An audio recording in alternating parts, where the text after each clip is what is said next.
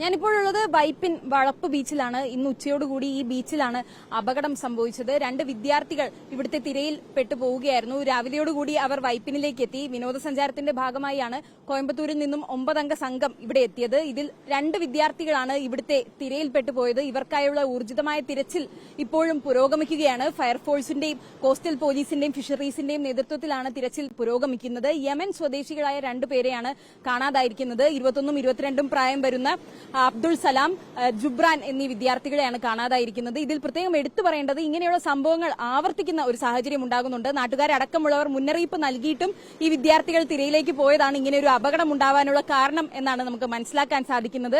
എന്നോടൊപ്പം വളപ്പിലെ പഞ്ചായത്ത് മെമ്പറുണ്ട്. ഇങ്ങനെയുള്ള സംഭവങ്ങൾ ആവർത്തിക്കുന്നുണ്ട് ഇവിടെ, അല്ലേ? ഈ ഒരു 5 വർഷ കാലയളവിനുള്ളിൽ 7ാമത്തെ ജീവനാണ് ഈ വളപ്പ് ബീച്ചിൽ അപകടത്തിൽപ്പെടുന്നത്.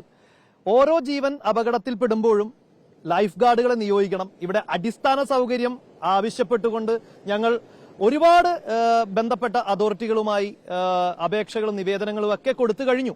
പഞ്ചായത്ത് കമ്മിറ്റി തീരുമാനമടക്കം എടുത്ത് ദുരന്ത നിവാരണ അതോറിറ്റിക്കടക്കം നമ്മൾ കൊടുത്തതാണ്. പക്ഷേ അതൊന്നും കണ്ടില്ല എന്ന് നടിക്കുന്ന അധികാരികളെയാണ് നമുക്ക് കാണാൻ സാധിക്കുന്നത്.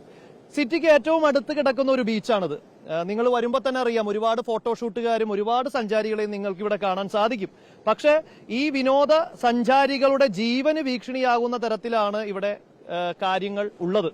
ഇതിന് ശാശ്വതമായിട്ടുള്ളൊരു പരിഹാരം വേണമെങ്കിൽ ഇവിടെ ലൈഫ് ഗാർഡുകളെ നിയോഗിച്ചേ പറ്റൂ. ഇത് ഞങ്ങളുടെ പ്രതിഷേധമാണ്. കാരണം ഓരോ ജീവൻ അപകടത്തിൽപ്പെടുമ്പോഴും അതിന് പുല്ലുവില കൽപ്പിച്ചുകൊണ്ട് ഇത്തരത്തിൽ ടൂറിസം ഡിപ്പാർട്ട്മെന്റുകൾ അടക്കം മുന്നോട്ട് പോകുന്നത് ശരിയായിട്ടുള്ള ഒരു പ്രവണതയല്ല. നാട്ടുകാർ ഇവിടെ സംഘടിച്ചുകൊണ്ട് നാട്ടുകാർ പിരിവിട്ട് ഇവിടെ ലൈഫ് ജാക്കറ്റുകളടക്കം ബോയകളടക്കം വാങ്ങി സൂക്ഷിച്ച് ആവശ്യം വരുമ്പോൾ ഉപയോഗിക്കുന്നുണ്ട്. പക്ഷേ അതിനൊരു പരിമിതിയുണ്ട്. ഇവിടെ ബോർഡുകളടക്കം സ്ഥാപിച്ചിട്ടും പുതുവൈപ്പ് ബീച്ചിലാവട്ടെ വളപ്പ് ബീച്ചിലാവട്ടെ കടൽ അപകടകാരിയാണ്, കടലിൽ ഇറങ്ങരുത് എന്നുള്ള ബോർഡുകളടക്കം സ്ഥാപിച്ചിട്ടും അതൊന്നും ശ്രദ്ധിക്കാതെ അതൊന്നും മൈൻഡ് ചെയ്യാതെ ഇവിടെ ഒരുപാട് സഞ്ചാരികൾ കടലിലോട്ട് ഇറങ്ങുന്നുണ്ട്.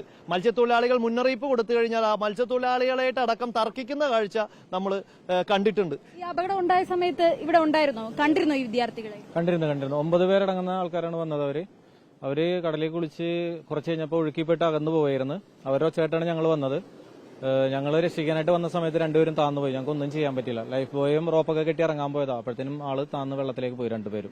പറഞ്ഞത് മനസ്സിലാവാത്തതാണോ? യമൻ പറഞ്ഞാണ് അവരുടെ ഇറങ്ങരുതെന്ന് പറഞ്ഞതാ. പക്ഷെ അവരതൊന്നും വാക്കാണ്ടാണ് കുളിച്ചുകൊണ്ടിരുന്നത്.